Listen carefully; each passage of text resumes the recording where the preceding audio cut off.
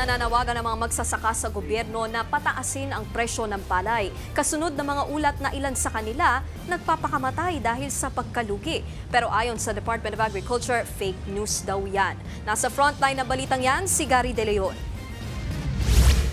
Patuloy na umaalma ang mga magsasaka sa mababang farm gate price ng palay na nagiging dahilan ng kanilang pagkalugi. Ayan po ang dumadaing kami dahil sa presyo ng palay ngayon sa ngayon.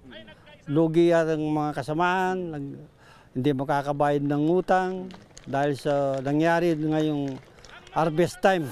Kaya naman nung Sabado, nagkaisaan na sa 200 magsasaka sa Guimba, Nueva Ecija para magmarcha at isigaw ang kanilang mga hinaing. Anila, may ilan na sa kanilang nagpakamatay dahil sa hirap ng buhay. Sunod-sunod na mga magsasaka nagpapakamatay, isa lang ibig sabihin nun yung ibang mga magsasaka nawawalan na ng pag-asa. Sinubukan silang harangin ng mga pulis dahil wala raw silang permit para mag-rally sa lugar. Kaya nga po kami nagtipon-tipon dito para marinig kami ng gobyerno para magkaroon naman kami ng pag-asa. Kaya lang, yung mayor, kinancel yung permit dahil manggugulo daw kami dito. Sa huli, wala na ring nagawa ang mga otoridad at hinayaan na lang ang mga magsasaka. Yun po ang decision po ng LGU. So, ang pagkakalam ko po, sa nabasa ko po rin sa letter na pinadala po doon, na notice kagabi doon sa organizer, for security reasons na hindi ko na po ma-specify. Hiling ng mga magsasaka na pumunta rito sa rally ang magkaroon ng standard na presyo ng 20 hanggang 25 pesos per kilo ng palay at itigil rin ang importation ng bigas habang nagaganap pa ang kanilang pag-aani para naman daw kumita ang mga magsasaka.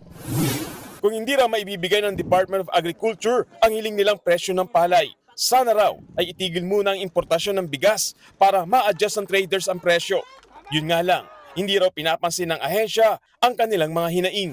Sa isang forum, sinabi ng DA na fake news umano ang mga ulat tungkol sa pagpapakamatay ng ilang magsasaka. Nakipag-ugnayan na ang DA sa NBI, sa ating kapulisan para imbestiga mabuti. Dahil nga hindi tama, hindi nararapat yung mga ganitong balita, pinapakalat dahil una, disinformasyon. Nagbabalita mula sa frontline, Gary De Leon, News 5. Mga kapatid, Nikki de Guzman po, iba na ang may alam at may pakialam sa panahon ngayon. Para sa tuloy-tuloy na balitaan sa Frontline kahit weekend, mag-follow at mag-subscribe sa social media pages ng News 5.